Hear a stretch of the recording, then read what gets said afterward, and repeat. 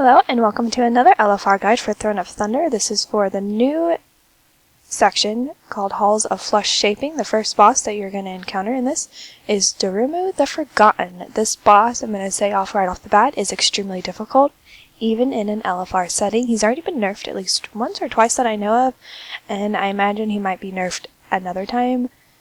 But anyway, let's get started.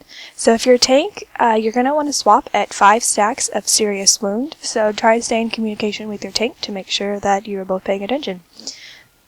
What you'll be getting is called Hard Stare, which is Durumu focuses his gaze on his current target and inflicts 150% weapon damage as physical damage on them. Victims of this attack suffer a Serious Wound and an Arterial Cut.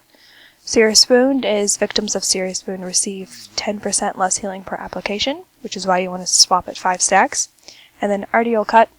Victims of Arterial Cut suffer 22,000 physical damage every second until they are restored to full health. So healers, you want to be aware of this. If the tank has Arterial Cut on them, you want to try and get them to full health, because then that'll make that debuff go away, and then they'll only have the Serious Wound, which with each application they'll end up receiving 10% less healing, but if the tanks are swapping after 5 stacks, it should be okay. During the beam phase, there's going to be something called a light spectrum, where he spawns a blue, a red, and a yellow. The yellow isn't really focused by one player. It targets a player and then it ignores its initial target and just moves in a cone in one randomly chosen direction. If you're a tank, you'll want to stand in the yellow one. For the blue and the red, if you get them on you, basically you just go around the room and you have to reveal the ads. There are different ads that appear. There's Crimson, Amber, and Azure. You'll notice in this video I'm going to edit it a little differently than I have the other ones so that you can actually see the parts that I'm describing if possible. You'll notice that I have the red beam, and so I was not near where the ad appeared, so I just ran to the other side, which was the right side if you're facing the boss, and revealed the ad, and then once he was killed, the beam went away. There's something called Lingering Gaze, which can happen to anyone. It's the Appraising Eye lobs a shadowy missile at 3 random players. When the missile lands, it explodes for 30,000 shadow damage to all within 15 yards and will create a zone that will persist until the end of the encounter. Players entering the zone suffer 55,000 shadow damage every second. If you get this, you're going to get like a little arrow over your head.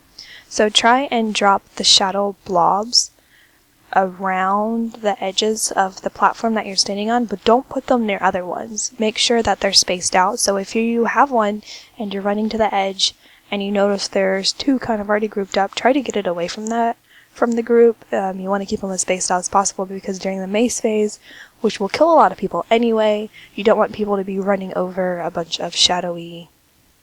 There's also something called the Disintegration Beam. Durumu will focus his gaze into the beam of pure destruction directly in front of him. Players who are caught up in this beam are killed instantly. While focusing this beam, Durumu will slowly turn in either direction, and his cross-eye will create a maze of eyesores across the platform. So do not stand in those, it will kill you, it will one-shot you. So make sure that you're not standing in front of the boss. And the eyesores basically just inflict some arcane damage, so healers be aware of that. There's also something called Mind Daggers. Any currently active eye other than the cross eye will inflict 26,400 arcane damage to random players in the raid. So be aware of who has those, because they might need to be healed up. There's no major healing phases during this boss fight. I mean, there's going to be areas where people are going to be taking damage. For instance, the tanks that need to be healed up to full if they have the debuff.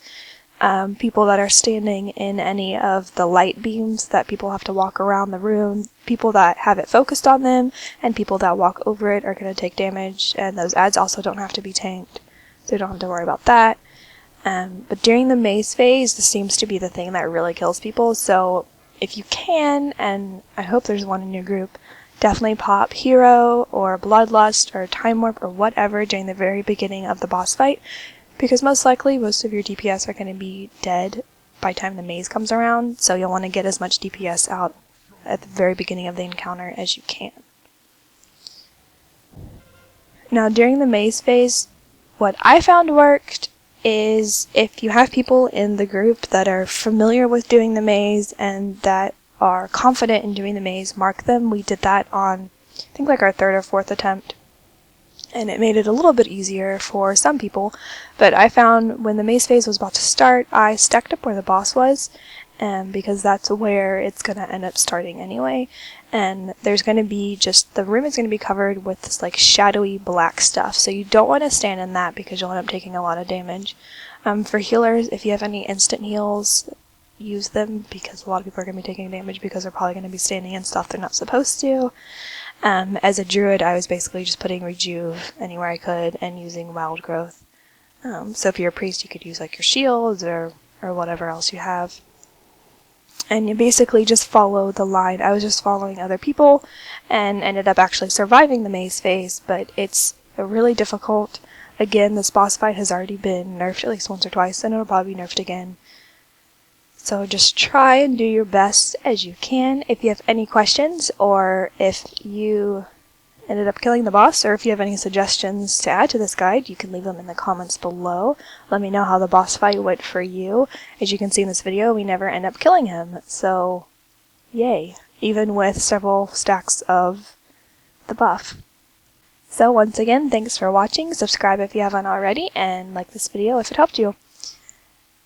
May the loot be ever in your favor.